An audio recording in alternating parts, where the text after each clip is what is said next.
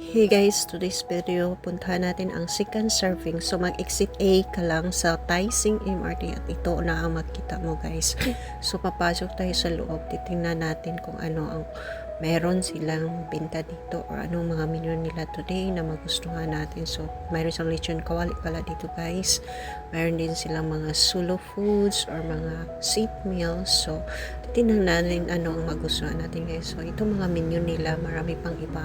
So depende na lang sa iyo anong gusto mong kakainin on that day na pupunta ka dito. So mayroon din silang taho dito guys. O ito mga ano pa, mayroon silang coffee at iba pa. So mayroon din silang mga bagong seat menus or menu nila guys. So nilalagay nila yan din i-display dyan. So ako naman ang ino-order ko this time is nag-order ako ng seat meal ng adobong baboy, bangus, at saka mayroon siyang itlog guys. At of course ang paborito ko na guys, paborito ko ang Sprite. So isang seat na yan, 11.40 ang binayaran ko.